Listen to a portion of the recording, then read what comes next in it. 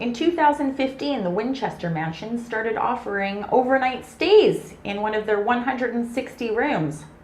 Ugh, I want to stay there? I don't want to stay there. Ugh. 160 rooms?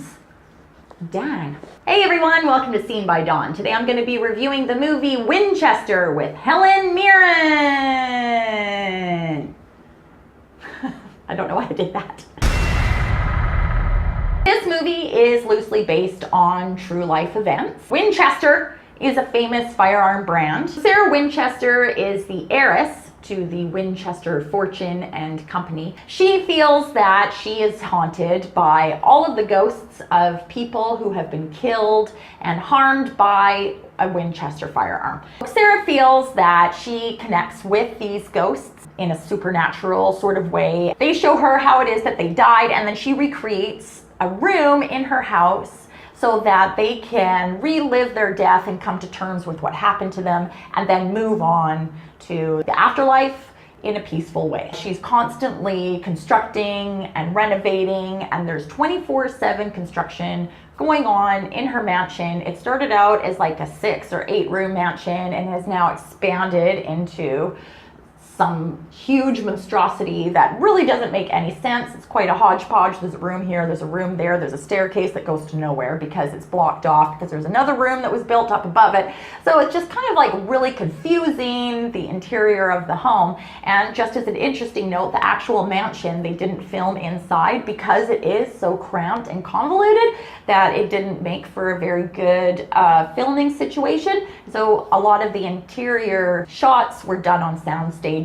I really liked the story. I liked knowing what was going on because it's not just like these supernatural weird things that are happening or some weird entity that's coming into the house, but she's being haunted by the people who have been killed by the product that her family produced, and she's just like dealing with this overwhelming sense of guilt and responsibility to these people. I just really like that. I like the development of her character. Of course, the kid singing is like, I don't know, like what is it when a kid sings? Honestly, it's so creepy. Like he just sits there and he's singing and he's got this weird vibrato in his voice. Starlight and dewdrops are waiting for thee. Can you please stop doing that because you're freaking me out.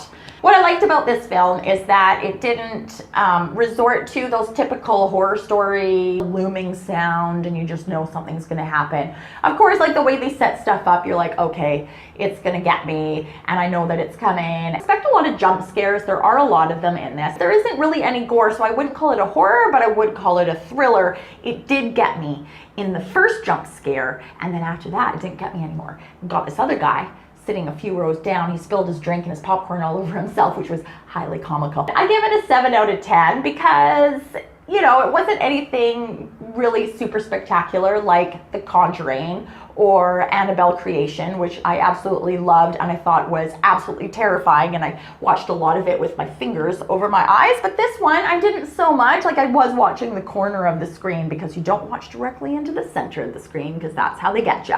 You watch the corner of the screen and you sort of look at stuff in your peripheral and then it won't get you.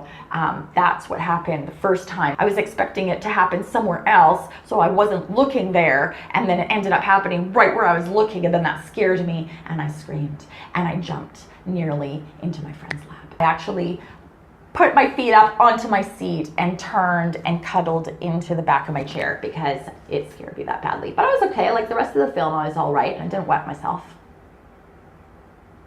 So at the end, they show a picture of the actual Sarah Winchester, and I don't know, that was the creepiest part for me. Like she was, oh, I got goosebumps, and I was like, she is haunting. That woman is haunting. You can go and sleep in that mansion. As of 2015, you can rent a room to sleep over if you like. It's located in California. I'm sure that you can find it on booking.com, and maybe they have a good rate. I don't know. Half off. Get it? Half off. Give this video a big thumbs up if you like ghost stories. Don't forget to subscribe and ring that little bell so you don't miss out on anything that I've seen. Scene by Dawn.